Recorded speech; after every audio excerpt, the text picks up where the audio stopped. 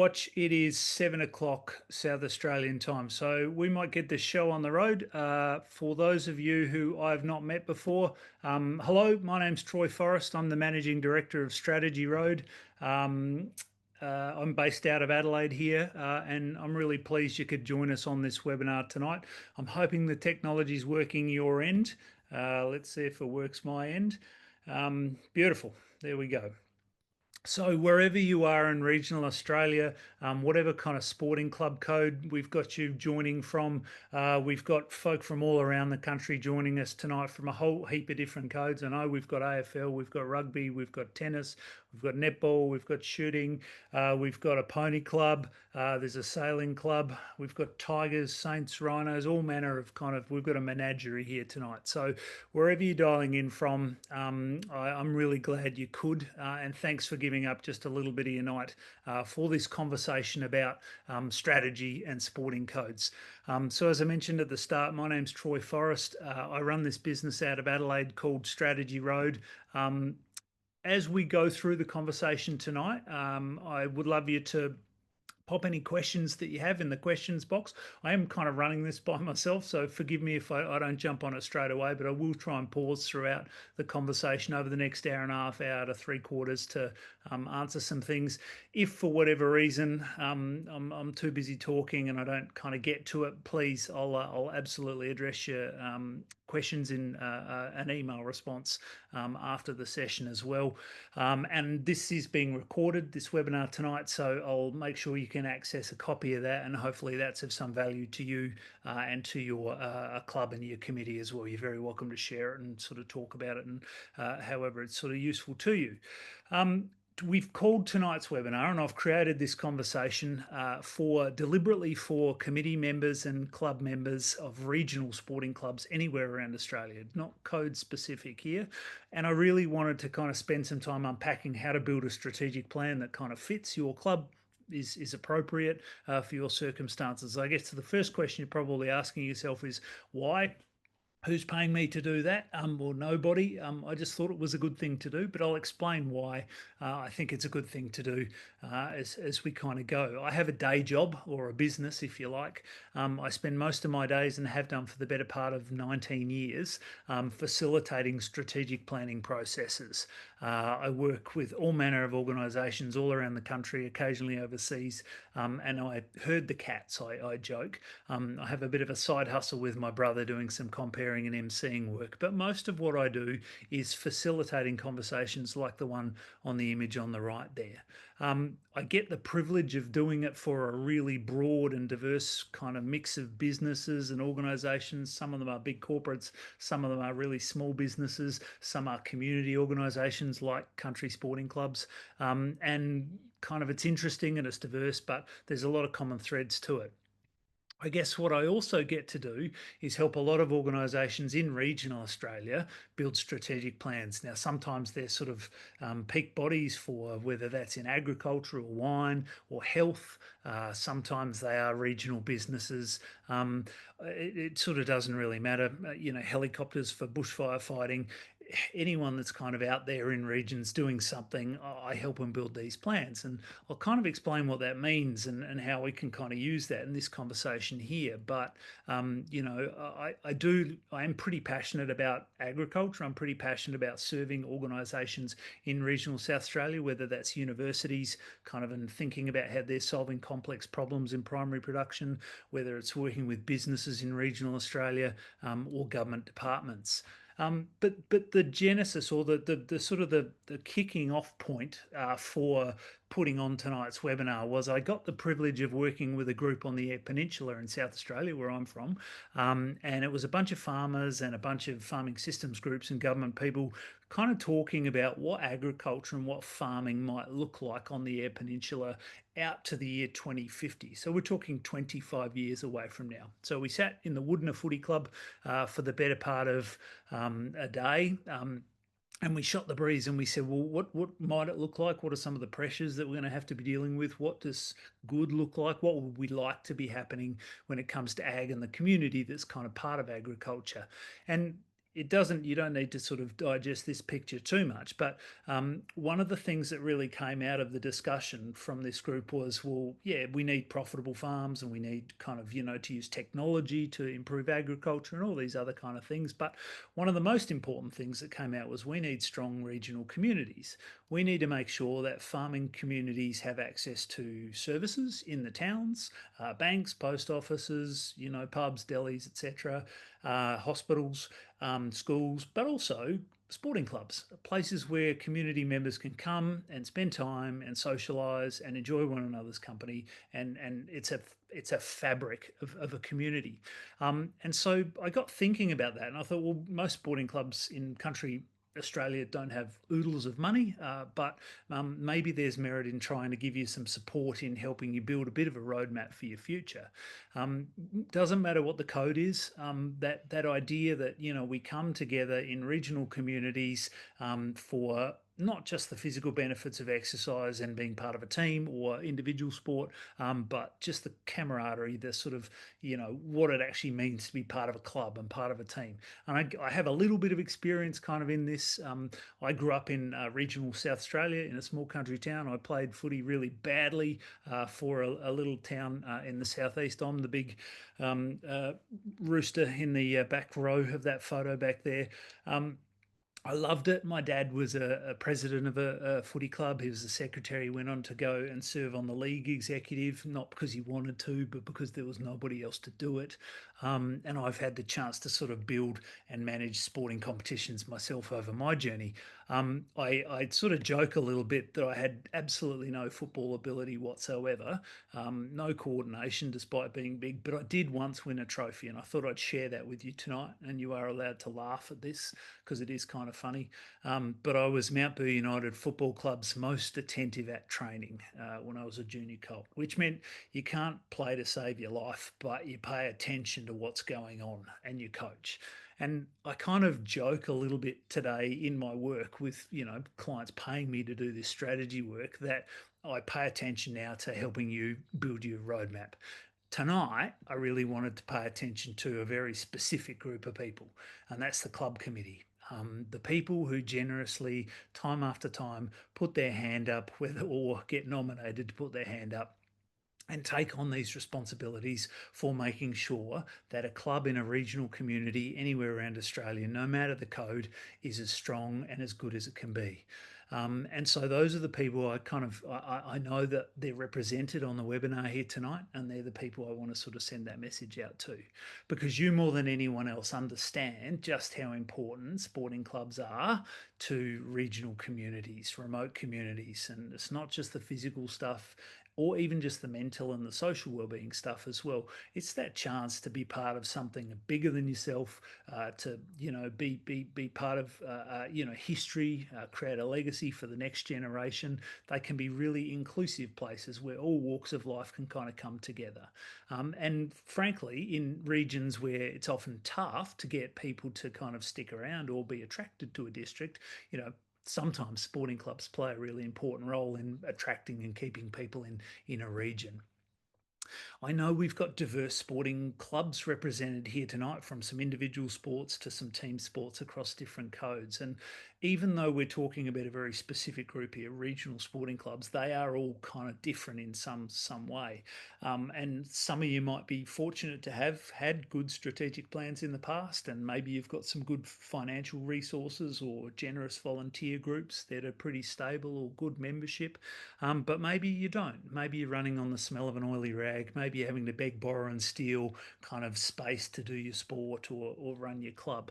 So wherever you are tonight, as I'm kind of talking, I guess I'm going to ask you for a little bit of, use your brain and have a bit of a think about how do I adjust that sort of terminology for our situation and our sport. But I'll try not to be sportist if I possibly can.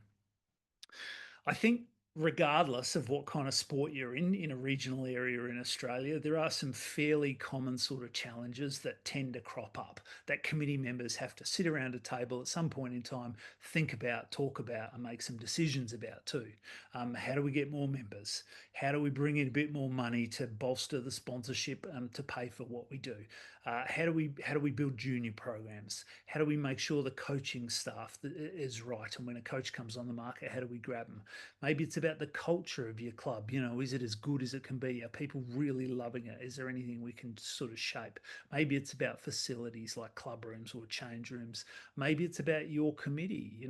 We've all been on the committee for many, many years now, and one of us wants to shuffle away and kind of take a bit of a step back. How do we bring the successes in there as well? How do we create a buzz in our club, even if we're part of a club that hasn't won a premiership for a very, very long time? So these are reasonably common issues. Your club, no doubt, will be dealing with, some, all, or a slight variation of some of these things. And they're not easy. They're not easy questions to address. You came here tonight to this webinar, I'm guessing, wanting some answers to those, saying if I can get out of this thing by 9 o'clock SA time, I will have given you, will have been worthwhile. So you want some answers? I'm going to pop your bubble for the first time. I don't know.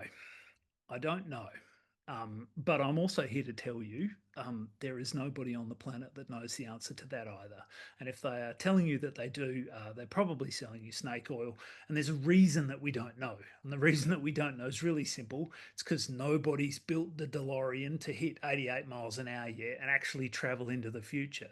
Nobody's got the crystal ball that can tell you exactly what you need to do to be the kind of club you want to be 5 years from now. All we can do is best guess. Educated best guesses for sure, but is no Nostradamus, to my knowledge, doesn't sit on any of your club committees, and no one that I know has got that perfect prediction power. So those kind of ideas of we're going to have to educate ourselves, we're going to try and have to make some educated decisions for our club.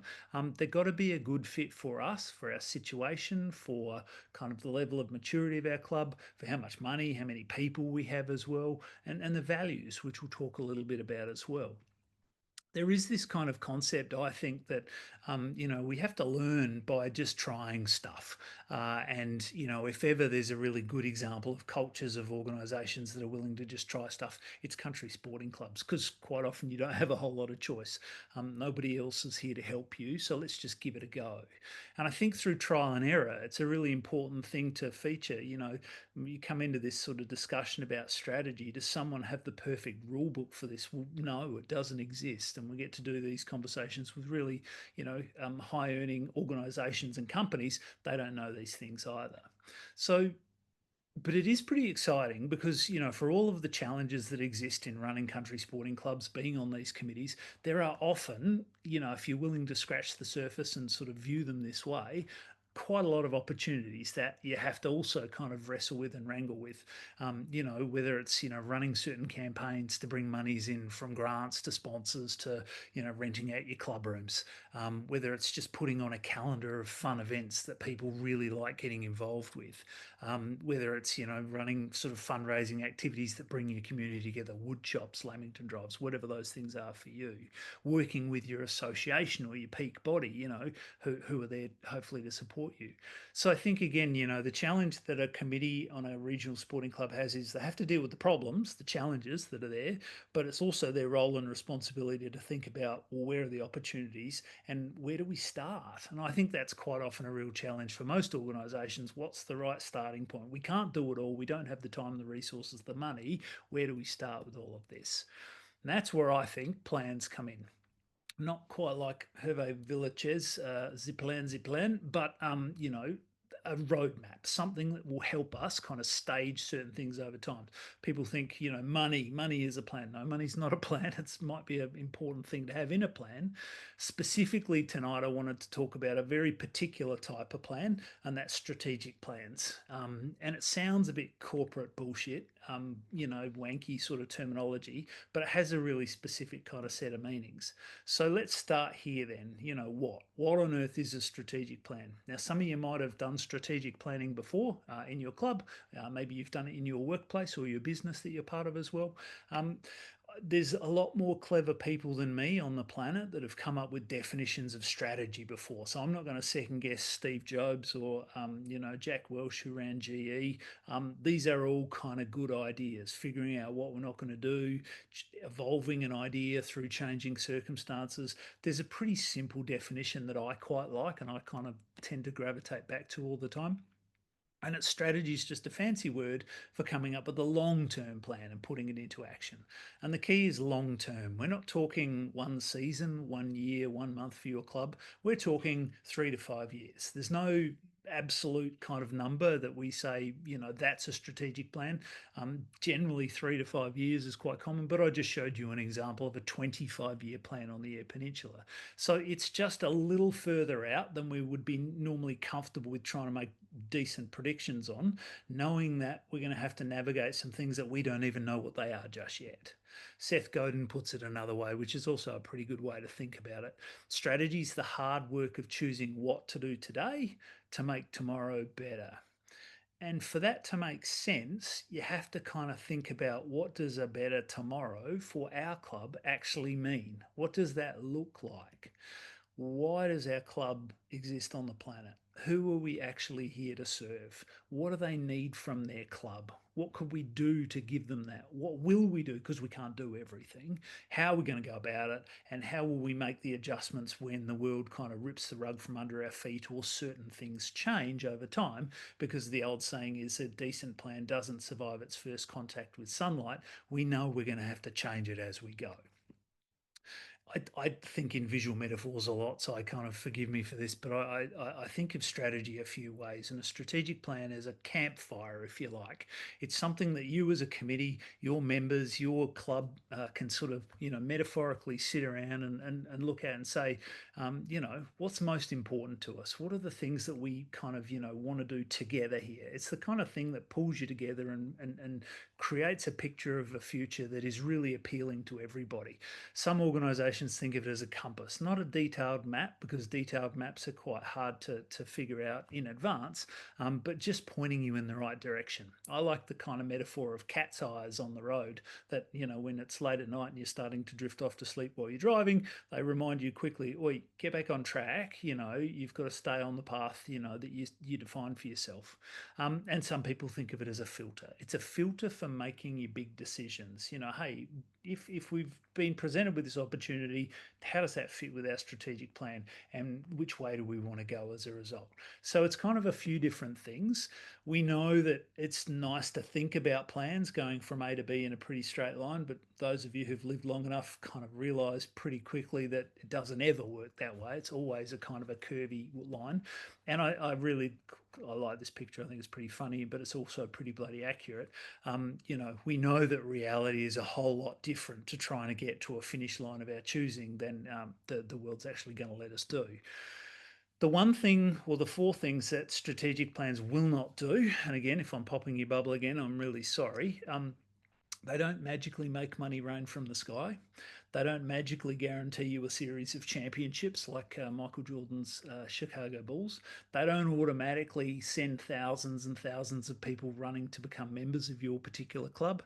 And they don't give you beautiful club rooms like this golf course in the US. That's what these strategic plans won't do. They can't do those things. But I am a real fan of them, because I see so many organisations and sporting clubs a lot just rolling down the hill like they're at some sort of a cheese fest in the UK, with no real sense of direction, just letting gravity take them where they will, or spinning their wheels, just doing the same thing over and over again and expecting a different kind of result. So, ahead of today, I sent out to each of you, I hope you received it, a copy of just a really simple one pager. It's not a strategic plan per se, but just something that you can make a few notes on as you go. And I'd love you to think about that as we go through this conversation. You might need different categories in that column on the left hand side, and that's okay. I'll talk to you about some other templates at the end of this discussion. But go through, make some notes, and think about, what it is that's most important for our club over the next 3 to 5 years, because there's lots of choices that we could make. We're going to have to play favourites. Let me start here. All strategy needs leaders. That's the one non-negotiable, I would suggest. There's lots and lots of ways to do this, but if you don't have some generous people, some people who are willing to stand up and say, we're going to pull this together, we're going to drive it, we're going to sort of frame it up, we'll involve others, but we're going to take some ownership of making sure it happens, then it's a waste of time. It just doesn't happen, and you may as well not bother. The chances are, because you're on this webinar, that's probably you. So, on behalf of your members who might not say this anywhere near often enough, even though I've never met you, thank you. Because it requires you to do this work because others just won't do it, unfortunately. So the question then is, why build a strategic plan? If that's sort of what a strategic plan is, well, why should we bother building one? Well, Alice, when she talked to the Cheshire Cat, who said when she said, "Tell me which way I ought to go," and he said, "Well, that depends where you want to go," and she said, "Well, I don't really know," and he goes, "Well, that doesn't really matter which way you go." I kind of feel that way about strategic plans. If you don't have some form of goal, if you don't have some form of destination or picture of what success might look like for your club down the track, it's really bloody hard to make strategic choices. You've all got different goals or targets in your particular sport. You aim at those things. You know that that's a desirable thing to hit or to get. And I kind of feel the same way about strategic plans. I think about them like as mountaintops, training your eyes on those things that long term from now, we'd really, really like to have, achieved in our club that will be really appealing to our members and good for the sustainability. And when we talk about strategic planning, there's generally three kind of mountaintops or three sort of really important, ambitions, long-term ambitions that we can set for ourselves. Depends which school you went to as to what you call them. But the first one we'll talk about is purpose or mission. Some people call it their mission. I'll be completely honest with you. I think they're exactly the bloody same. It's your why your organisation, why your club needs to stay in existence, what it does for your community. Our club exists to do this, to be this thing, to do this thing, to deliver this thing for these people. That's kind of how we frame these sort of purpose or mission statements up. It's the thing they can carve on your club's headstone 500 years from now when you do ultimately fold the tent. So they were here to do this for these people. Now, that might sound really simple for a sporting club. Well, we're here to create a sporting club for our community to be part of as well. But you can get a little bit more specific with it. I pulled a couple of random examples off of the internet of some different clubs and tried to be non-codist about this. So, for example, the Gawler Eagles Soccer Club or Footy Club. They're there to promote and develop our community through participation in soccer. That's why we're here. We want the community to be stronger through participating in soccer. The Cavaliers Netball Club down in Tasmania. They were formed to provide promising athletes in the north and northeast of Tasmania with an opportunity to participate in netball at the highest level. That's why they are on the planet. They sort of gave themselves a slightly different purpose statement. Our mission is to compete with distinction in the Tasmanian Netball League. Great. These are reasons they're really important that nobody else is serving these purposes. We will stick around and try and do exactly that. What's this one? The Yeronga Junior Footy Club. The prime objective to develop junior Australian football and footballers within the local area. We're gonna provide this program to give physical and mental benefits and a journey through life for these people. Terrific. These are big, high order. Some people call them motherhood. I don't really love that terminology. But I think they're really important reasons that you can think about why your club's in existence. You don't have to frame them this way, though. So I took this one as an example. This is the South Tamworth Bowling Club. Not sure if we've got any. I know we had some Liverpool Plains on the webinar tonight. Well, club life at South Bowlo. It's the people that make this place. It's a gathering place for locals and visitors, a place where friendships are formed, where families celebrate, and our community comes to life. So you can frame these purpose statements in those kind of terms. It's about your club's culture and what you think fits. And if you want to get really sort of technical about it, most of your clubs possibly have constitutions, or certainly your associations will. So the Subiaco Floreat Cricket Club, they're here to operate as a cricket club that encourages the playing of cricket in the district allocated to the association. Encourage the playing of cricket in the district. Right, that's why we're here. That's what we have to keep our eyes on. So it really doesn't matter how you frame these kind of sentences or words up. But every decision your club makes should ultimately be in the service of achieving your mission or fulfilling your purpose, or why the bloody hell are you doing it? So I think it is the single most important statement that starts every strategic planning process off. Then you take the second part of this kind of trinity of big decision making filters, and we call that the vision. If we're clear on why we exist, the reason our club is on the planet and in our region and has to stay alive, what's our vision for the future? What do we think success looks like a number of years from now? What are our big, hairy, audacious goals? What would we like to achieve? We are aiming to do this. So again, I'll show you a couple of random examples. Again, these won't be right for your club necessarily, but just to give you a few ideas. And by the way, I'll give you a copy of this PowerPoint presentation at the end if you want a copy of it, so you can sort of refer back to these. The Williston Netball Club. We're a community focused netball club committed to providing an inclusive, safe, and enjoyable playing environment. We want success on and off the court, and we want to provide a program giving opportunities for all players to increase participation. If we've done that over the next few years, that's what success looks like to us. The Moe Amateur Swimming Club. We're here to develop, encourage, and give the community an opportunity to train for fitness, fun, or competition and instill a lifelong love of swimming through our club atmosphere. If we instill a lifelong love of swimming in our community, we have realised our vision.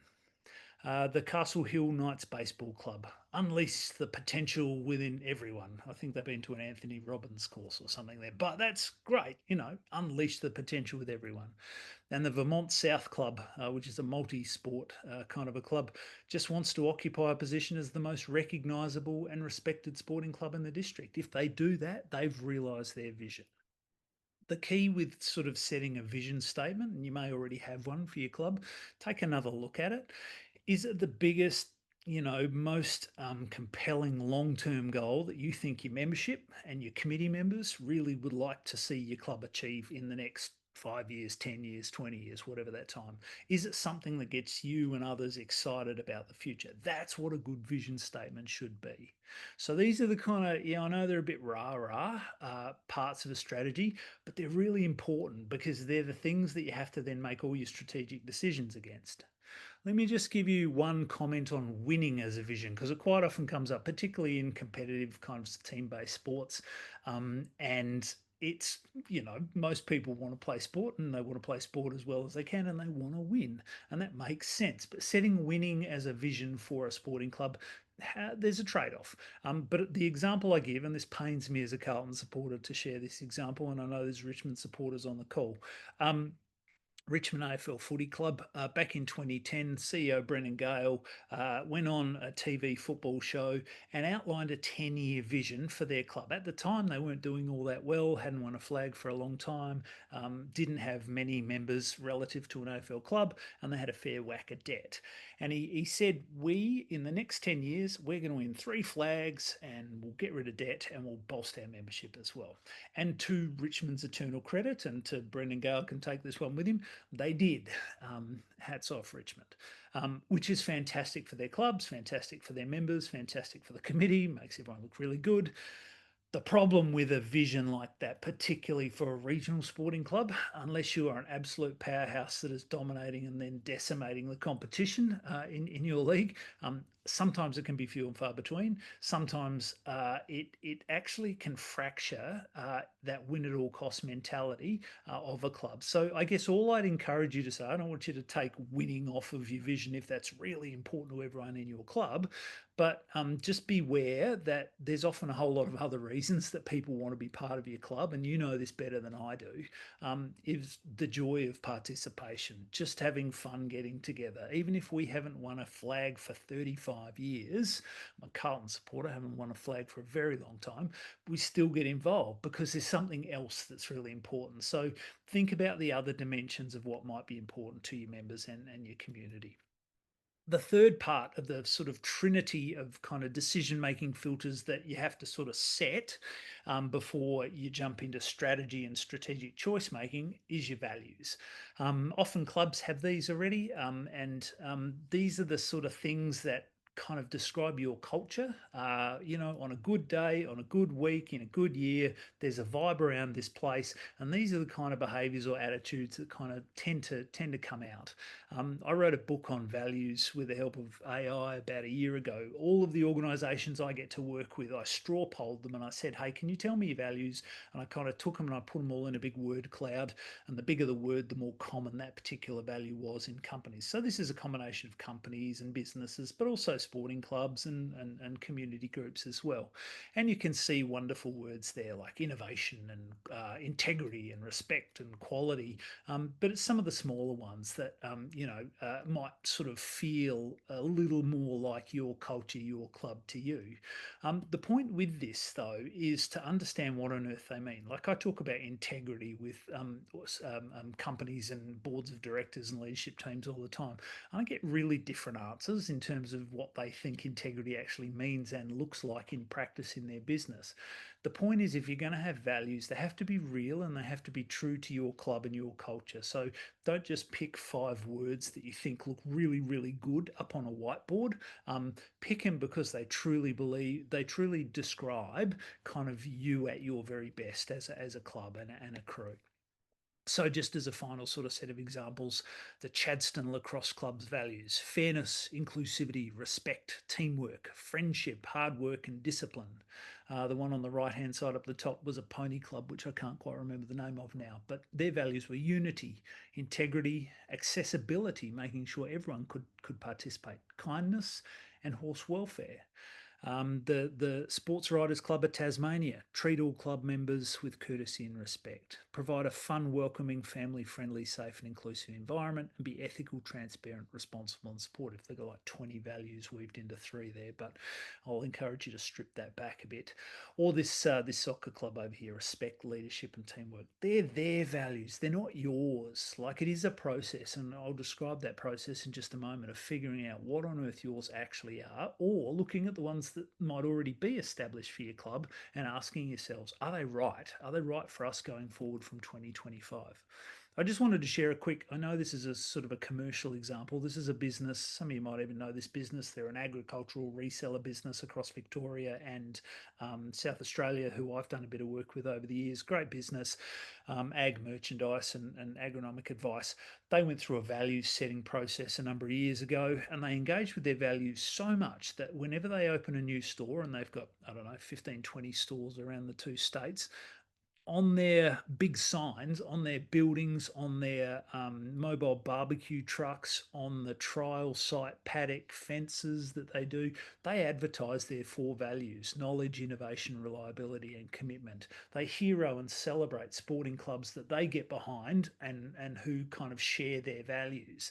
Now, this is a really, reasonably extreme example of kind of how you can actually take your values and do something interesting with them. And it's a commercial organisation, but it's a rural organisation. It's kind of interspersed with the sort of sporting clubs you guys are part of. That's just one way you can kind of take your values and really sort of hero them. I'm not going to ask you to stand in front of a flag in front of your club rooms and actually salute your purpose, vision, and values, but kind of deep down, I hope that you sort of see the value in thinking about these things pretty seriously, not treating them as just words that you stick on a wall or on a piece of paper or in a newsletter out to your members. Hey, we've set some purpose, vision, and values. Like, if you want to use them really effectively and powerfully, you kind of got to own them. You kind of got to believe in them. And therefore, they've got to be in your words, not Troy's wanky corporate terminology, but in real words that fit your club, your culture.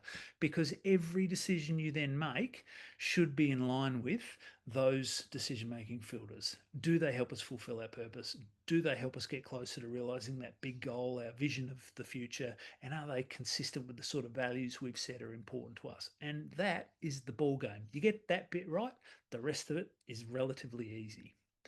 Well, not relatively easy, there's still work to do, but get that bit right. So if that's kind of, what we would like a strategic plan to help us do: fulfill our purpose, realize our vision, be consistent with our values, how do we go about doing it?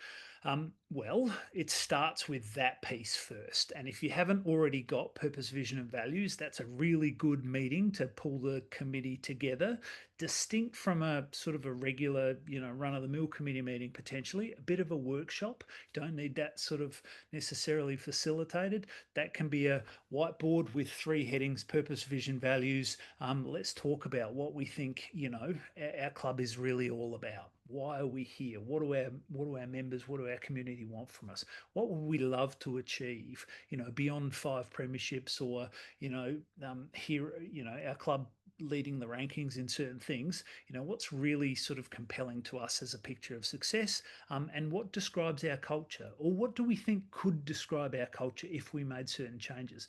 I'm really cautious with values. Don't set yourself up for failure by putting 5 words that are just look amazing, but just they're not right. Be thoughtful about it, but you can be a little ambitious here as well.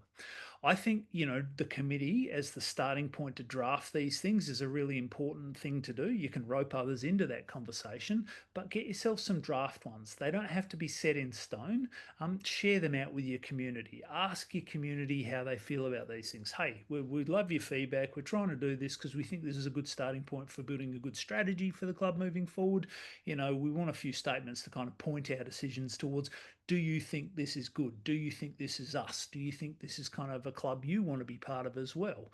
And get their feedback. I'll talk about how to get the feedback in a moment. But try and build their sort of feedback into your massaging and your editing of those. Once you've kind of landed on, hey, this might change a little bit in terms of a few words over the course of the next year or so, but we think broadly we're landing in the right place in terms of why we're here, what we're trying to achieve, and how we believe in going about it. Start talking about them. Start talking about them even before you build a strategic plan. The more you can normalize these things in people's minds, the easier building a strategy is going to be. There's lots of different ways that you can survey your community. You can just have conversations over the bar, or sitting on the fence on the sidelines watching a game take place.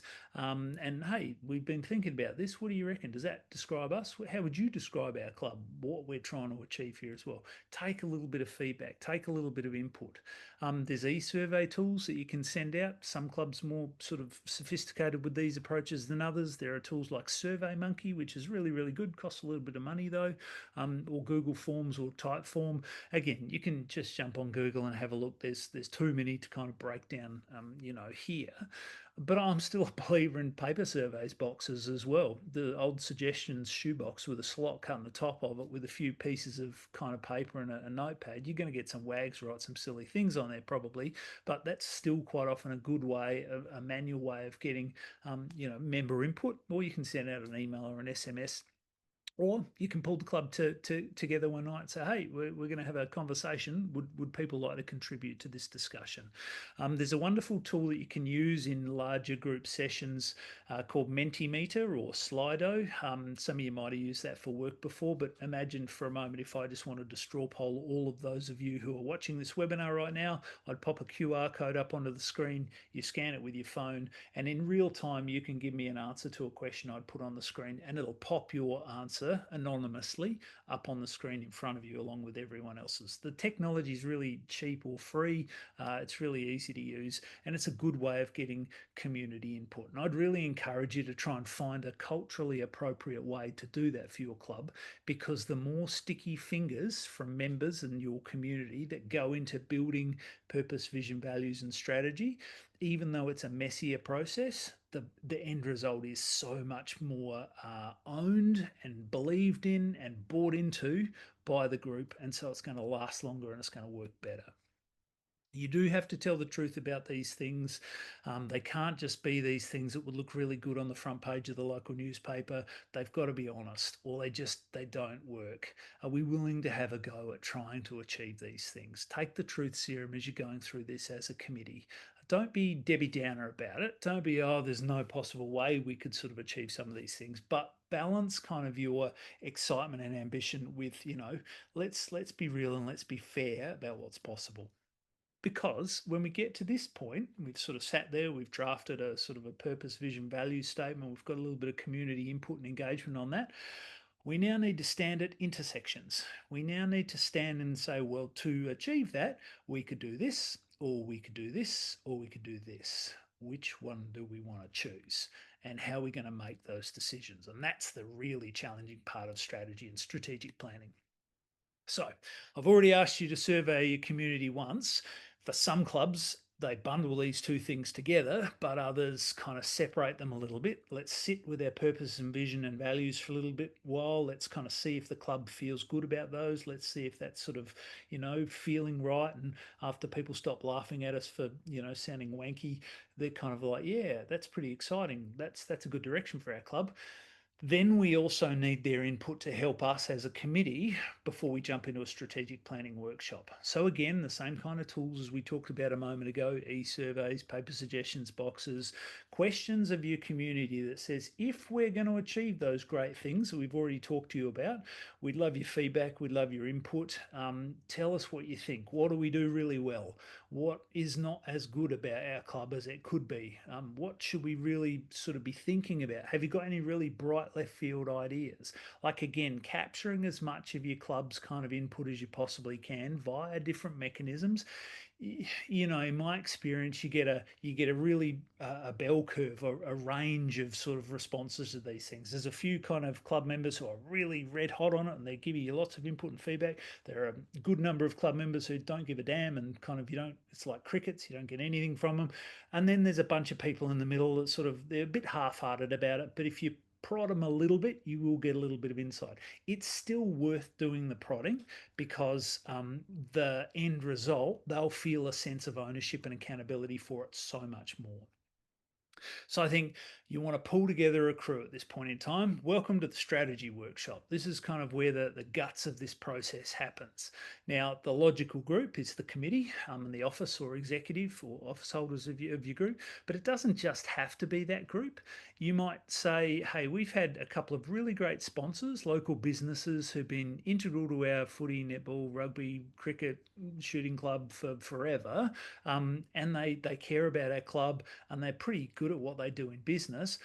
Why don't we ask them to be part of the process? There's nothing wrong with that at all. There might just be others in your community who you could say, hey, do you want to come along?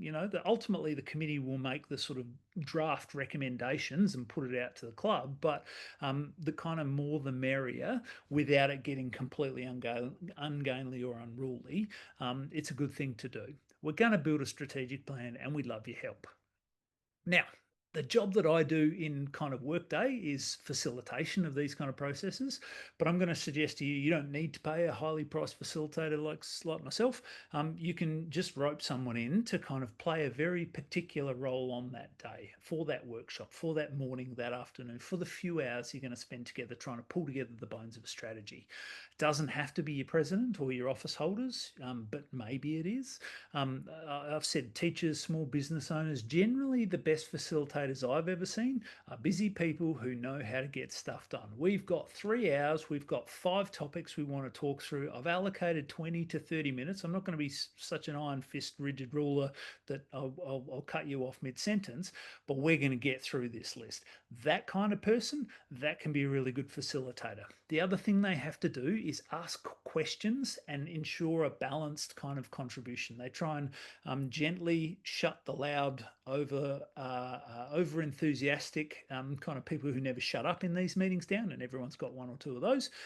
And they try and ask questions of the quieter, mousier ones as well. They try and get a balanced conversation. It's never perfect, but if you've got someone like that in your community, I would suggest to you they'd be an excellent facilitator, and I'm always very happy to have a free phone conversation with them to give them some tips on how to do it well.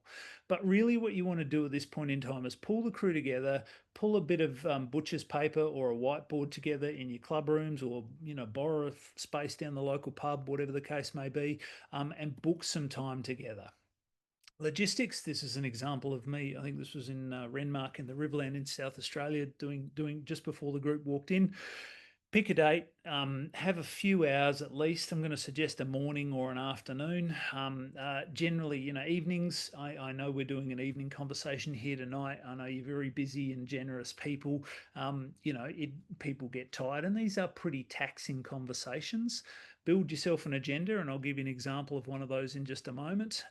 You might want to use a slide deck, not quite as elaborate as the one I'm walking you through tonight, but a few basic sort of simple things up on the screen, because a lot of people are visual learners and they like kind of seeing words and pictures on screens. Have a cup of tea, but I would heartily encourage you save the beers or wine for after the session. I've never seen alcohol help a strategic planning session. They're tricky enough as it is. Um, Before you actually run your workshop, it's a good idea, and this can be the president or the secretary or one of the committee members, send a note out to the people who are going to be participating, just to pump their tyres up, just to get them excited. We're stoked you're going to be involved. We want you to come ready to share your thoughts and ideas, and we're going to have a respectful but candid conversation. These are the purpose, vision, and values that we talked about that we're trying to achieve by building a strategy. Here's a bit of a rough mud map of an agenda. It doesn't have to be very sophisticated.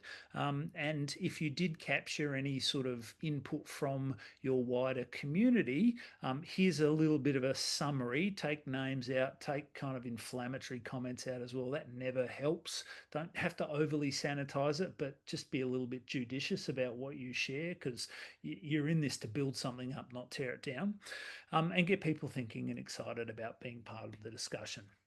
In terms of what you put on an agenda, well, it doesn't have to be complex. Here's why we're here, to try and, hit these three big targets. And then I like a past, present, future framework for these kind of discussions. And I'll talk you through this in a second. But past is, what have we learned about ourselves?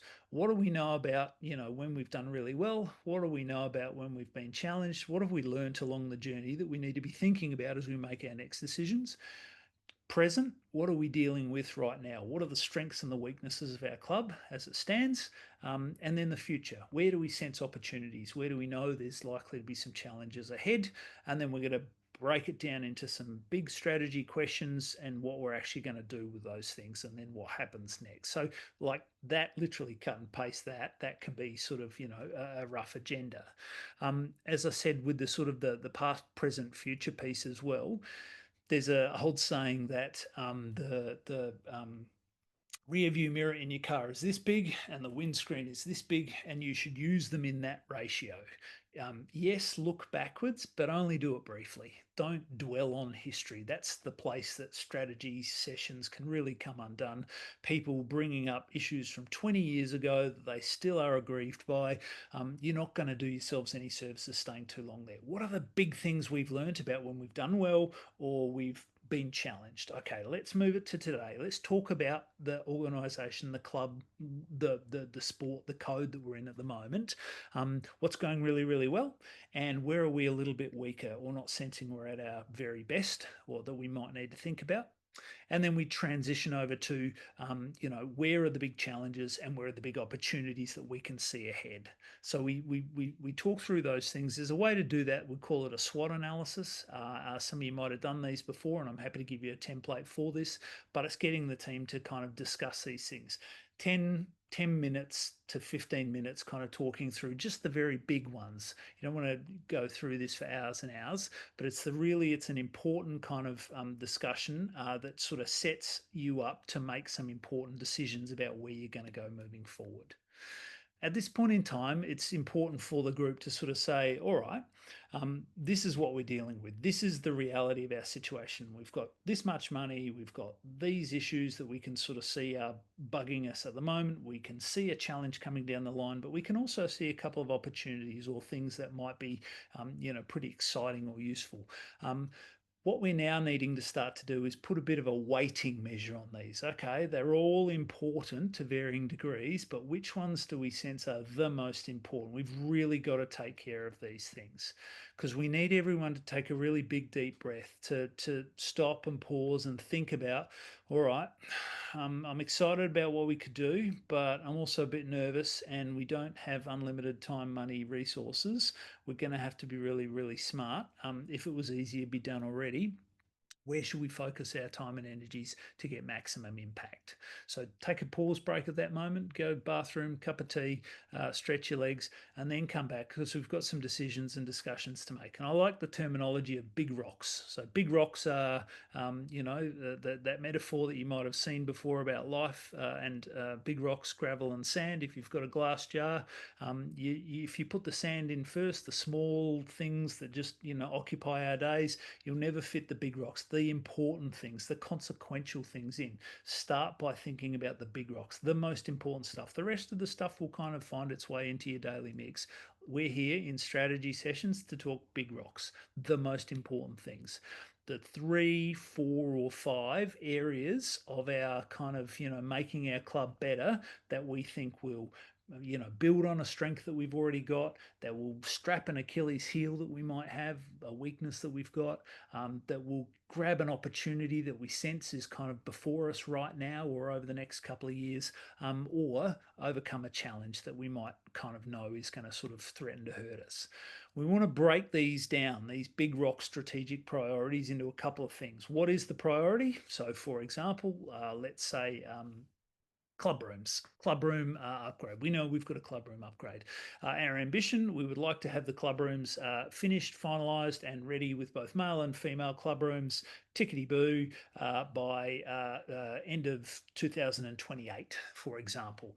Our agreed positions or our decisions, what are the things we have to make a choice about? Well, we could make them 2-story and made out of Bessa brick. We could make them out of, straw and sticks. We could, there's decisions that you're going to have to make there. Are there any big decisions or big positions we need to land on at a strategic level? What comes after that is the sort of the granular nuts and bolts. What do we need to do? Who's going to do it? When's it going to be done?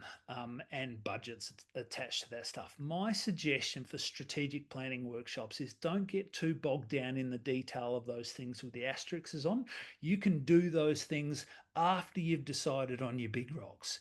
It's club room upgrade, it's membership recruitment, it's junior program, and it might be something else. There might be 3 or 4 that you have over the next 3 to 4 years. They're our big rocks. They're our main priorities. So the detail can come after that. The sort of, we talked a little earlier about some of these sort of challenges or questions that might sort of eddy around a few clubs. I thought I'd just pull out some of the more common ones that I see being identified as big rock strategic priorities for a lot of clubs around Australia. The first one is money. Like, that's why everyone comes to these discussions. How do we get more money? Well, my first question is, why do you want it? It's not really about the money. Of course it's about the money, Troy. No, it's not. It's about where you need it for. What do you want to do with it? And we can talk about where it might come from. Might be grants. How do we get them? Where do we source them? Might be sponsorships. Might be partnerships. Why would they want to give us money? What would we give them in return? What would their expectations be? Might be fundraising efforts. Might be a combination of all of those things. Might be looking at alternate revenue streams like hiring out your facilities or running coaching clinics for, young kids. Or again, there's a mixed bag of lollies that you can kind of come up with. But the key is, let's be really clear about what we're actually going to need, both from a sort of a capital cost. There might be some capital improvements or some major programs or works you want to do, but also ongoing operating costs. And I haven't even included kind of member dues or fees in there as well. One of the things that I really encourage people to sort of think about when they're thinking about finances, and this often the accountant doesn't want to think too much about this, how do we celebrate the generous? How do we celebrate the partners? It's my experience that if we can make those who are willing to partner with us, sponsor us, yes, it's nice that you stick up in the local butcher shop, thank you for donating some sausages to our raffle from the Udenwoop Footy Club. How do we create sponsors days? How do we create special things that don't cost us the earth that really make, all the way through to kind of government departments, regional development authorities, grant providers? How do we make them feel like this is such a good investment of our time and money. Finding a way to hero those who contribute, I think, is a really important part of the money strategic priority. So that's one big rock that appears on most strategic plans. Another one is kind of membership, and that can be both your playing membership, but it also could be the wider community of your club, others who are participating but not necessarily playing. Generally, organisations have to kind of make some choices around some of those bullet points there. How do we keep and make happy the people who are already paying their membership, who are already part of the club? How do we succession plan for those who are getting old and want to retire or want to step away from the club? How do we bring in additional members? How do we diversify our members? There are a lot of codes around Australia now going through changes. Aussie rules is a good example. Traditional male dominated Aussie rules football clubs now required to have kind of change rooms for multiple genders. How do we make sure that people tell a good story about our club when they're out there in the world? Like, what are they saying about our club? How are they inspiring others to kind of want to be part of our club? We talk about this thing called a membership value offering. What is it that members are actually getting for being part of your club? Now, you rusted on members, they're fine. They're sort of going to kind of continue to be part of you, whatever come what may. But the next wave, like, why would someone new to your town, new to your region, who is thinking about joining a club and maybe they've got two or three choices, why would they come to you? What would they get as part of your community that they might not get somewhere else? And what else are these people members of? And are there opportunities to work collaboratively with other clubs, sister clubs, or maybe you've got service clubs in your towns? There are other sort of, avenues to think about how do we grow and expand these memberships out a bit. Volunteers. Now, volunteers are often, they're a part of your community and often part of your membership, but they're the ones who are putting their hands up and doing the heavy lifting when 80% of the group don't. Forgive my language, but hero the shit out of volunteers wherever, however you possibly can. A quick side story. I used to be on a governing council at my kids' primary school, public primary school here in Adelaide, and we had a lot of really generous kind of people donating time and energies, and we got a new building, built a new building, had a grant to do it, and we wanted to name it. And the arguments over, will this be called the Mr. So-and-so building or the Mrs. So-and-so building? In the end, we said, let's call this the Volunteers Building, because we want to kind of hero the culture of volunteering in our club. We want the kids to realise that it's important to do, because maybe then we can kind of keep getting more and more people wanting to do it. We know that regional sporting clubs, more than anyone else, relies on the generosity of volunteers. So whatever you can possibly do to hero them, find a good way to do that. That could be a balance of skills-based volunteers. So for example, maybe the treasurer on your committee has an accounting or a finance job in their day jobs. That's skills-based. But then there's the just turn up to the working bee or the sausage sizzle. Doesn't matter what your skills are, everyone can contribute. A mix of those is really important. And I think family-based activities is a really good way to sort of, create a volunteering culture in a club. We talk about alumni engagement, or people who were once part of your club but might have drifted off, maybe moved out of the district, maybe they've gone on to do something else, finding ways occasionally to bring them back. Again, it really all contributes to this sort of, culture of volunteerism. And I put down the bottom there, yes, I understand that's not why volunteers do it, for the accolades, for the plaudits, for the pats on the back, but no one ever really deeply dislikes them, and it's a really nice thing to do, and it makes volunteering what we'll call sticky.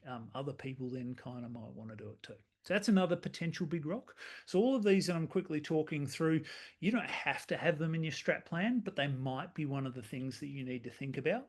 Infrastructure and equipment is often on strategic plans as a big rock, whether that's building new facilities, whether that's upgrades, whether that's you've identified that there's a bucket of money somewhere that you can actually access, right? How could we use that to our advantage? It might be about saying, well, we need that, but we don't have all of the grant money that we would like. Can we sort of sell names on bricks? Can we name buildings? Can we get partners to, help us be part of that as well? And finding alternate use revenue streams for the facilities as well. If we're going to drop so much money on a new club rooms, can we start to sort of recoup some of that by hiring it out for weddings, parties, and anything on Sunday afternoons, or letting the local service club kind of rent it out as well? So that's often a big rock strap priority. Some of your sports might be a little more regulation or compliance heavy than others. And so it's thinking about, well, are there upgrades? Are there changes in our space that we need to kind of, do some work on? We don't necessarily want to, but we have to continue operating. I know there's a couple of sporting shooters clubs on the line as well. The compliance stuff that really matters there. The upgrading of female change rooms in AFL or rugby might be another example. Then maybe there's training that your officials need to undertake, or participant training. There's a buzzword in the corporate sector now: social safety. Are we adequately training our people to create a safe environment for everyone in our community? So that might be one that comes up as a big rock. Brand and marketing is often kind of in this conversation as well. Oh, our logo's 28 years old and we've got really inconsistent signage, and our sort of how we're kind of presenting ourselves in the big wide world isn't necessarily telling the community the sort of message about our club that we would really like to get across. So do we need to build a bit of a marketing program, make ourselves look and feel more attractive to the outside world? Is that a social media channel? Is that Facebook or Twitter or whatever it might be? Is it just getting on the stock journal? Is it getting a good news story in the local rag? Is it getting someone who's got some basic graphic design skills to jump onto the internet and build us some new things? So again, thinking about how you're kind of presenting to that outside world, that could be a big rock priority.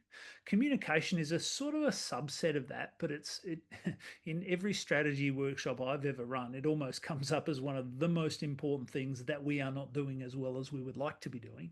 So again, whether that's just basic newsletter type communication out to your community, or again, socials, but also how we talk and how we present at functions and at presentations. Are we communicating in a way that kind of lives our values? And this is where we sometimes see a bit of distance between, someone will get up with a skinful and communicate in a certain way at a club function. It's like, well, that's not really representing our values. Like, how serious are we about these sort of things? So that might be an area that you as a committee want to sort of talk through and think through. Partnerships we've sort of already touched on with sponsorships, but I think, again, sponsors are one kind of partner, but your suppliers, your associations, your peak bodies, your Netball Australia, Rugby Australia, AFL, whatever that is, local levels of local government. Does your local mayor, do your local councillors, do they sort of get involved and get behind you, and what can we do to get them behind our club more and more? Because again, the more we can get their fingerprints on our strategic planning, the better we're going to be, because they're going to help own it and they're going to help drive it to a degree as well. And the final one, and I hope there's no one from the Nelson Bay Pistol Club on here because I just randomly picked that off the internet, but we need to work on the gender diversity policy there. But the committee or the governance of the organisation as well, that's often a strategic priority. So that's you, the committee members who are sort of sitting on this webinar tonight. Because London to a brick, some of you are sitting there going, you know what, I'd really like to get off this committee in the next couple of years. I've been on it for 10, 15, 20 years. Old Les has been on it for 30 years and he would go tomorrow if we had someone else that could come and step up. So our question is, where do we find them? How do we encourage them? How do we make being part of a committee attractive? Telling them that we're working all hours of the day and night is probably not the strategy to do that. But we really need to be clear about what the ask is of getting people involved. So finding, those roles, that's work. Sometimes we need people who are aligned with our values. We sort of said these are the things that are important to us. More than anyone, a committee needs to kind of embrace those values because you guys are leading your club.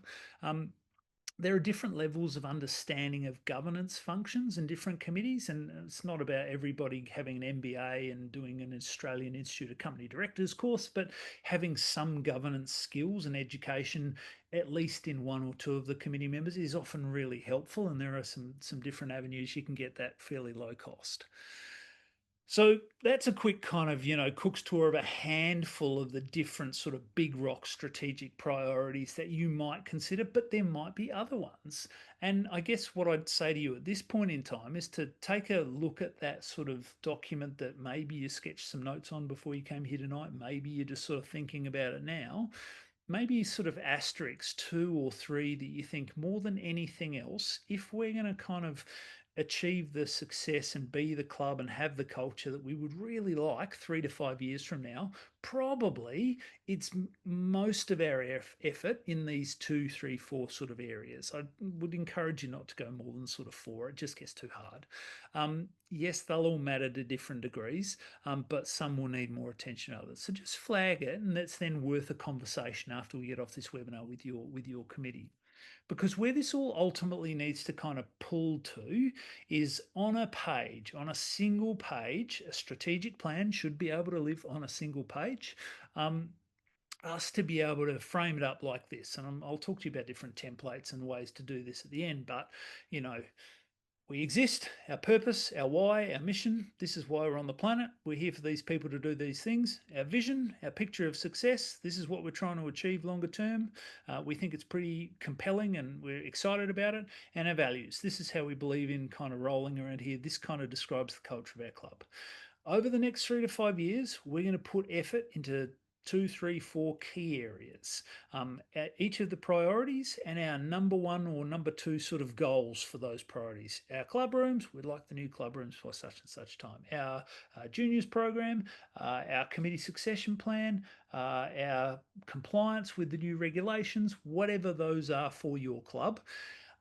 There's some decisions, and I'll give you an example in just a moment, that I think are really important for you as a committee to think about, and then that can break down into a bit of an action plan. So rather than me kind of talking theoretically about it, let me take you to the fictional town of Gundramullah, which is aspiring to be the rural pickleball capital of Australia. This is me and ChatGPT mucking around, just trying to create a fictional example so that you've got a bit of a sense of what I'm talking about. The Gundramullah Pickleball Club. I've never played pickleball, so I don't actually know the rules, but I thought it was an interesting one to think about. They have set themselves a core purpose. They've said, we exist to be a fun, physically active club for all Gundramulans, both residents and temporary, meaning anyone who lives in Gundramullah, we want them playing pickleball, and anyone that comes into the town who's seen us on Sunrise as the pickleball capital of Australia, we want them to come and pick up a racket and have a hit on our courts while they're here. We've set ourselves a vision. We do want to be renowned as the rural pickleball capital of Australia. That matters to us. That's important to the good burgers of Gundramullah. And our values, they set 3 values. We want a fun club, we want an inclusive club, and we want a place where everyone just has a go. They're their values. Circulated that out amongst the community, the members. What do you reckon? Made a little bit of polishing and editing. That's where they landed. Right, now we need to build a strategic plan that helps us realise those ambitions. All right, well, so they came up with a strategic plan with 3 priority areas for 2026 through to 2028. Their first strategic priority they landed on was member engagement. They said, we need everyone who can and is interested to sign up and get involved in pickleball in some way. Some of those will be players, but some of those who are not so able-bodied anymore, they're just part of the club. Our decision, our strategic decision is we want to offer something for everyone that wants to participate. So there's choices at that point in time. You can say, well, we're only going to offer an A grade competition that only suits skill levels of this, and no tourists coming through town can play. This is for locals only. No, that's not the decision they made. They said, we want to create a mechanism for anyone in Gundramullah to play pickleball. So I hope you sort of see the distinction there. You've got different choices you can make. We can have a full range juniors program. We can only offer to, men or women or kids or whatever the case may be. Your decision. What's your strategic choice right there? And then a few actions to kind of come out of that. Well, over the next sort of few years, we've got to prioritise efforts in communication. We need people to know that we exist and we want them to be members. And here's some ways you can come and participate. We need to put a competition structure together that creates divisions for the locals, but also allows, tourists coming in to be able to play. We need non-competing opportunities so people can be volunteers or be members and participate in a non-playing way. And we want a calendar of events, social stuff, awards nights, quiz nights, those kind of things as well. That's our member engagement strategic priority. And we'll build some actions and we'll give some jobs to people under that priority. That's one of 3 to 5 year strat plan. Second strategic priority. Well, if we're going to play pickleball and we want to be the pickleball capital of Australia in the bush, we need quality facilities and equipment. We probably shouldn't be playing on dirt with sort of secondhand table tennis bats. So we need equipment, courts, and facilities that befit that kind of ambition. We need to secure some partner funds that fund, develop, and maintain high quality infrastructure and equipment. We could do a rattle the tin just amongst locals. No, that's not our position. That's not our decision. We need partner support because there's a lot of money required for this. So we need to probably build a bit of a master plan. What does the club rooms, what does the sort of pickleball court, fencing, irrigation situation look like? We need to find out where the money can come from. So looking at all of the different sort of funding sources, be they state government, local government, Pickleball Australia, if there is such a thing, sponsor money, all of the different ways we might be able to bring revenues in to cover that cost. And then once we have engaged the supplier and found the funds, someone's going to have to oversee the work of that happening as well. So engaging and working with the suppliers. That's our facilities and equipment big rock, our strategic priority. And the third and final one, fictional as it is, was brand awareness. So they said, well, it's one thing for us to have these great pickleball courts, and it's another thing for us to have all the Gundramullen locals really excited and playing pickleball. But we've said pickleball capital of Australia. So we need to kind of get the word out beyond the town limits of Gundramula. We want all Australians somehow associating Gundramula with pickleball. We want to advertise far and wide, and we want more people to come as tourists, spend money at the pub and the general store and everywhere else, but to try pickleball. We think it's a good way to boost tourism as well as kind of the fabric of our community. And so to do that, we probably need a marketing plan, nothing complicated, nothing too sexy, but something that we can afford. That kind of, there's a bit of a quirky news story, the Gundramula Pickleball Club that could get picked up by Shervo on Sunrise. We need a social media platform. We'd love some ambassadors. So we're going to just write to a few people randomly and see if they'll think it's funny enough to be an honorary ambassador. And we need merch. So we need, caps, baseball caps, and I visited Gundramula and all I got was this lousy pickleball bat kind of stuff. That's what they've identified as their third big rock. Get the word out there, quality facilities and equipment, local and member engagement. We think more than anything else, they're the things we should focus on over the next few years to achieve those things up the top of the screen. So I know I'm having fun with this, and I know it's just a silly fictional example, but I hope that you can kind of see how these sort of dots start connecting. Because then what you can do from there is over time, and I do suggest doing this in a separate conversation, breaking it down into the who, what, when type stuff, because this is where the real work sort of has to start to happen.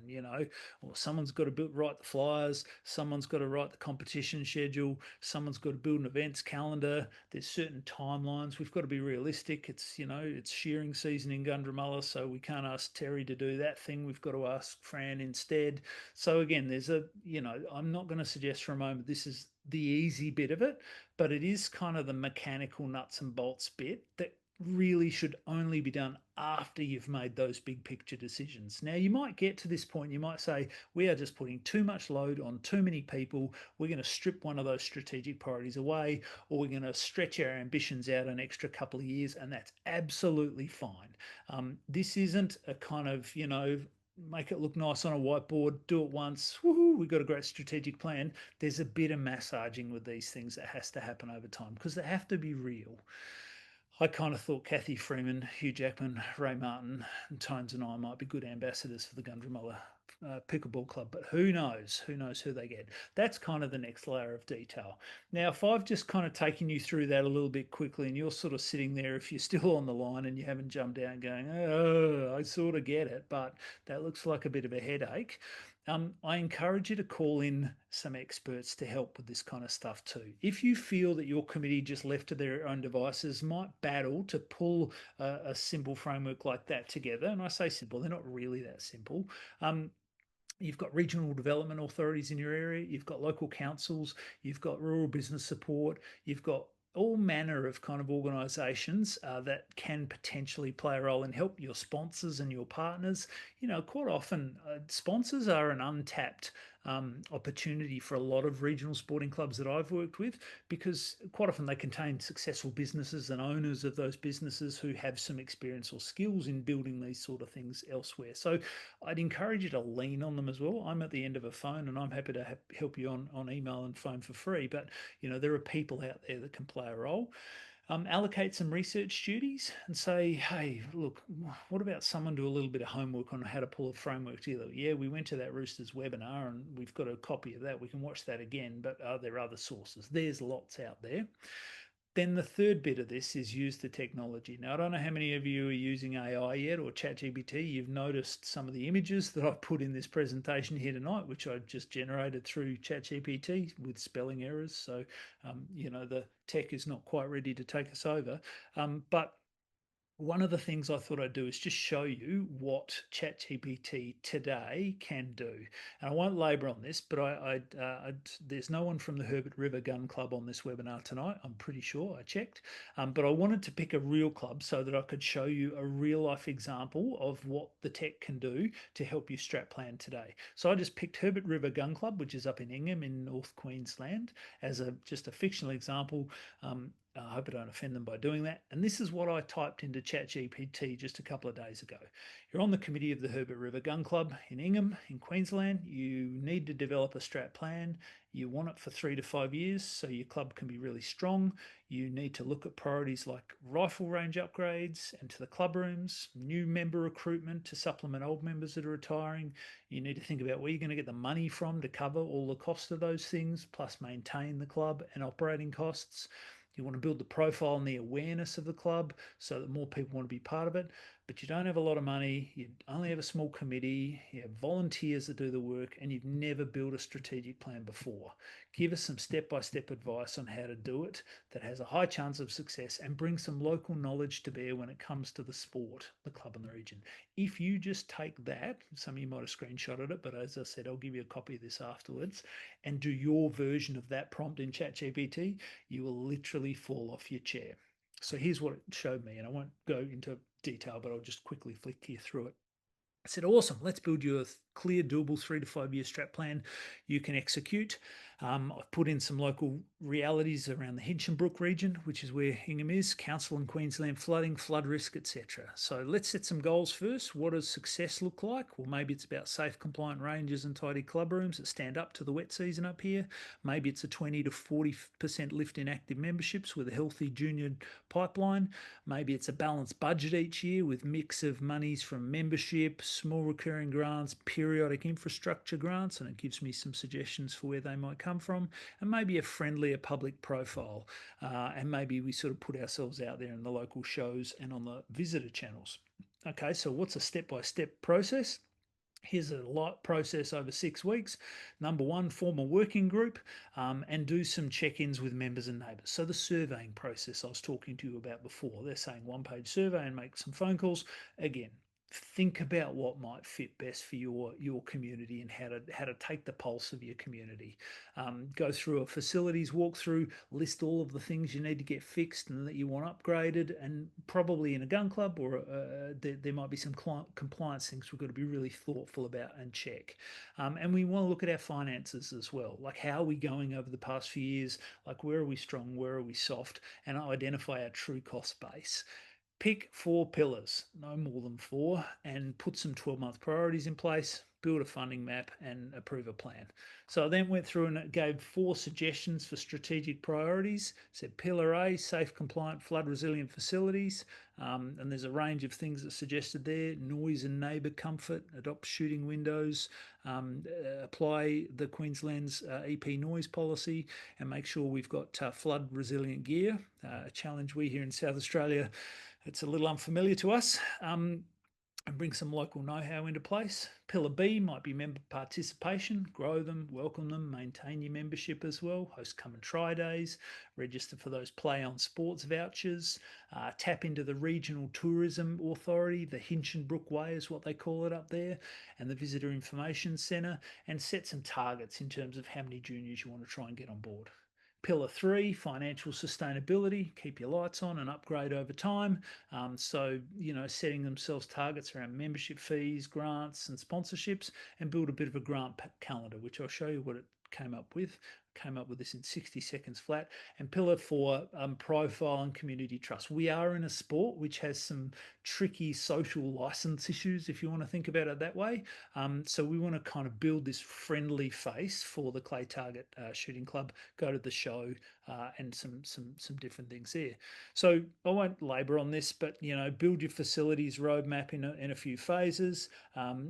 Build a bit of a membership and program playbook. Introductory membership, junior and family membership.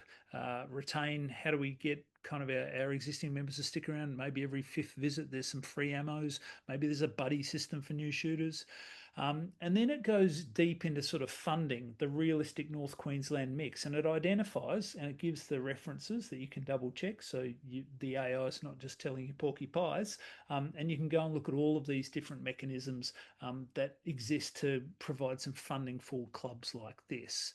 There might be some handy local links for your working group to take a bit of a look at for shooting clubs, for the council, for the banks and the grants. Governance and compliance. Here's the key things that you're going to need to be on top of as a committee. Some KPIs that you might want to set for yourselves to try and track over a period of time. And then let's take all of this to one side and just give you the first 90 days. What are we going to do over the first 90 days? And it sort of takes that and it puts that into a really neat kind of 1 or 2 pager: vision, mission, strategic pillars, focus, goals, and then key projects and milestones, where the money comes from and what we're trying to achieve there. I won't go over that.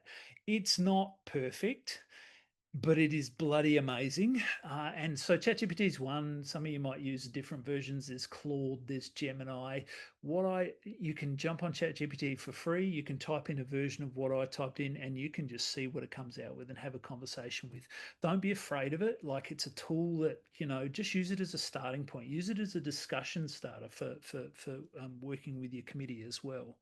What you do have to do, though, whether it's ChatGPT generated, and you're probably sitting there saying, Troy, why didn't you save us all an hour and a half and just say use ChatGPT? And the reason you can't is because it's not human and because people won't want to buy into it. You have to go through this manual process for people to really feel a sense of ownership with it, for people to feel like they've contributed. Just use ChatGPT as a sort of a tool on the side. You ultimately need it down to a sort of a one-pager. So like a one-pager like the one on the left there, 5 strategic focus areas for the Fresh Glasses Wine Collective. This is a fictitious example I use in the corporate world. Our values on the right-hand side, our brand promise, our purpose, our vision, our value proposition.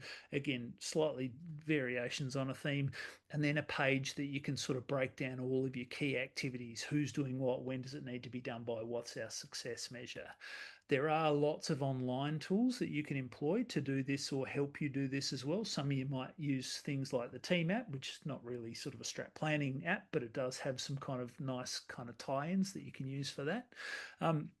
You may also be aware of Game Plan, an Australian government, Australian Sports Commission free platform that is a planning platform that you can use, and it has some pretty good sort of guidance on how to do certain things there as well, and it's free for sporting clubs in the regions. But if you're willing to just drop, a tiny amount of money, less than $10 a month, platforms like Monday.com or Trello or Jira, which is the Atlassian Australian product, these are bloody amazing, and they have really great applications. So all of them have sort of free trial periods. I'm not going to advocate one over another. What I would suggest to you is, if you've got someone in your committee who is interested in getting on and playing with the technology, get them to do a little bit of research project, put it into ChatGPT and ask it which one might fit yours best. But there are lots out there. Now that I've said that, I'm a really big advocate for old school pen and paper, and something as simple as a Microsoft Excel spreadsheet or a printed version of it, a little like the piece of paper that I sent each of you in advance of this webinar. Something that you can do on one page. You can update it over time. That up the top has your logo, your purpose, vision, values, and just 3 priorities: X, Y, and Z. What are our goals in those priorities? What are the key things we're going to do? Who's taking ownership of it? Do we have a clear success measure that we're targeting? And how are we tracking? Use a little traffic light system. How are we tracking over time? That can be by month, that can be by quarter. You can do it by year if you want to, and maybe there's comments. And you can use this at your committee meetings as hey, let's pull the strategic plan out. We're not going to talk about every item, every committee meeting, but we are going to pick the eyes out of it and say, well, what's most important to us today, this month, this quarter, this year? How are we going? What do we need to do next? Because strategic plans are not things that you stick in a desk drawer and let die a dusty death. You have to use them. You've got to share them with your members, with your community, heck, with government departments who are giving you funds. Like if I'm sitting down and wanting money from a government in a grant, I want to show them our strategic plan. I want to show them that we've done this with our community. I want to show them that local government reps have had a chance to help us shape it, because the more people we have with their fingerprints on it, the more community consultation we've done with it, as laboursome and cumbersome as that can sometimes feel, it is so much more effective in the long term. You need to then reflect it. You need to go back to it in your conversations, in your communications. When we achieve certain targets that we set in our strategic plan, celebrate it with your community, publish it in your newsletter to your members, send an email about, do it after the ham steaks have been delivered at Saturday night in the club rooms, get on the microphone and say, hey, just want to take a moment to give a big shout out to, Mr. and Mrs. So-and-so who were critical in driving us to this great outcome that was in our strat plan, which is really in line with our values or really helping us realize this vision. Like, find those ways appropriate for your club, put it on your website, put it on your social media, and then, and this is the final part of our conversation, you have to govern it. And governance is a very specific set of responsibilities that I don't think everyone fully understands when they kind of jump into committee life and roles. Governance is not complex, but it is a specific set of things we have to do. We need to review and track our progress over time. Are we doing the things we said we needed to do? If we're not, why not? If they've changed for any reason, that's okay. Let's change the strategic plan and let's get things back on track so that we are continuing to work towards a goal, not just rolling down the hill like those roosters at the British cheese roll down the hill thing. We need to realign our activities and resources and make the changes as we go. There's two responsibilities for all committees, for all governing bodies, for all councils. Doesn't matter whether you're a sporting club, doesn't matter you're a board of directors on a large firm. You've got two jobs. You've got strategy and you've got governance. They're the main ones. Everything else is kind of operational. You may still play a role in those things, but these are the main jobs that only a council or committee can do. Strategy is setting the goals and defining how you're going to achieve them, which is what we just spent an hour and a half talking about. Governance is making sure you do the things that you said you were going to do and making the changes when you need to. Strategic plans are about governance. They have to be governed. Otherwise, they'll become this redundant piece of paper that someone pulls out one day and goes, what was this? Oh, yeah, I remember doing that. Well, what a waste of time and effort that is. Is the thing we are talking about at our next committee meeting in line with our strategic plan? And if not, why not? And what do we have to do about it? That's what governance is. I get Vicky Pollard at about this point in the conversation, and we're almost there. I'll keep you just another 10 minutes. Yeah, but Troy, you don't understand. There's issues here. Our club has stuff. We've tried stuff like this before. What if it doesn't work? What if we come up with some really good ideas and actions at a strategy session, but nobody bloody picks up the ball and runs with it? What if we try that, but it kind of gives rise to something we weren't predicting? What if the committee laugh at us or the community laugh at us when we start talking about these concepts like purpose and vision and values and strategic plans? What if we just suck at implementing things? What if we can't agree? What if? There's lots and lots of what ifs. Here's the beauty of a strategic plan. They are things that change. You've got the ability to change them. So it isn't this rigid cast iron set and forget thing. Adjust it, make the changes so that it fits. It fits your club, it fits your culture, it fits your circumstances, it fits the people. Because the secret sauce in all of this, for all of the kind of technical structure stuff that we've sort of talked about across tonight, it's the who. It's the human beings that are part of your club and that are leading this. When you take on these leadership roles, you don't necessarily get told it, but you figure out if you're going to be effective as leaders of a club, you've got to bring enthusiasm and energy and kind of, try and be as inclusive as you possibly can, even if there's some sort of, small country town politics going on there as well. Got to be encouraging of others. And there's no getting around it. There's a bit of hard work, extra work that you have to do. Like, That's why it is so important, and people should be thankful of this because it is such an important role. Because if you can work together to do it, the outcomes can be amazing. But it's not just about the leaders. We've got to kind of bring into the fold that next wave. We've got to kind of look for those people who are supportive of the work we're doing and try and find ways to involve them as well. Because it can never just be done by a president or a secretary or a treasurer or the canteen manager or the person behind the bar or the person who mows the grass. Like it's the full team. And the more, and I know this is really tricky sometimes, but the more you can get everyone in your community, everyone in your club and your membership involved by just asking them questions. And not all of them will respond, but ask and ask and ask and keep asking to try and just get that sense of I was consulted, I was involved in this process. I feel, even if I didn't contribute a whole lot, some sense of ownership to it. Not everyone's going to jump right in, but some will, and it will make your strategy so much more effective in the long run. You've got to continue to find ways to look after each other. And I guess you're sitting here, late at night on a Tuesday night, kind of listening for the benefit of your sports club, and nobody else from your sports club might be listening tonight. But, pumping one another's tires up and looking after each other. Look, there's, as well as anyone, there's always little kind of power dynamics going on, and it's certainly prevalent in small regional country sporting clubs as well, because, human politics, right? They're normal, they're natural, they never go away.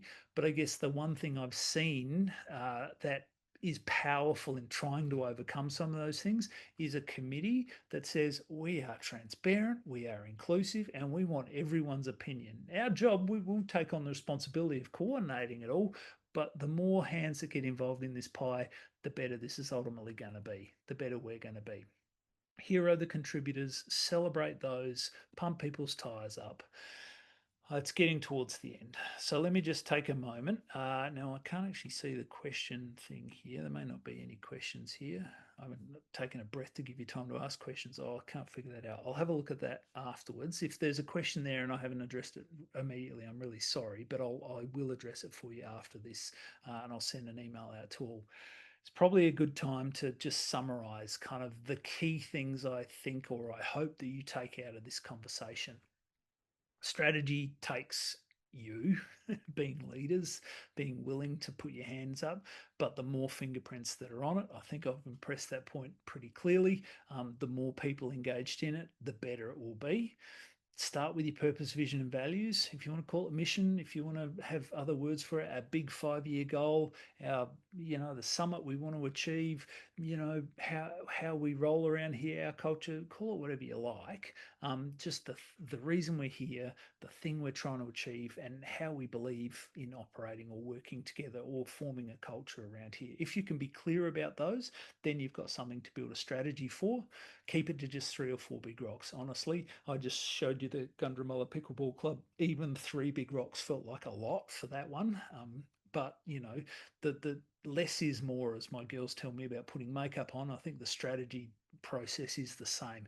Get the right big stuff in there. Keep it realistic. Keep it on a page. If you want to email me sort of and say, hey, can you give me a better example of that sort of Excel spreadsheet, or can you show me those kind of electronic resources again? Please do that. I'm happy to help you out, and share it. Like the one thing, if there's one thing above all else I've learned about effective strategic plans, everyone knows what's on them. Everybody knows what's on them. They're not hidden away. They're not only brought out at council meetings or committee meetings. Everybody's involved in them as well.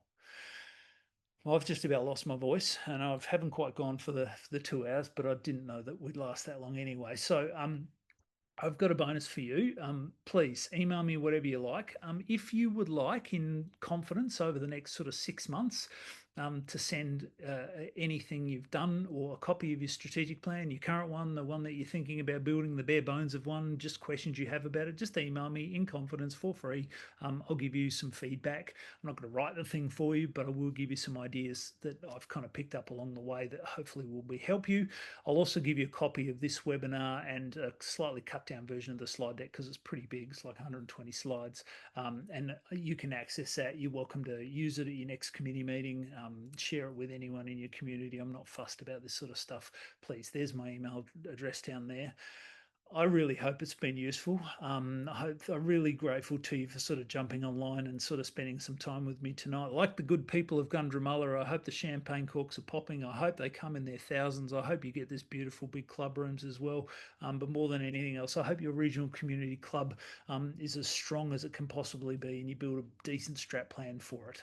So really grateful for dialing for you for jumping on tonight. Really appreciate you being here. And so I'll wrap it up there, and yeah, look forward to hopefully corresponding with you down the track. Thanks, everybody.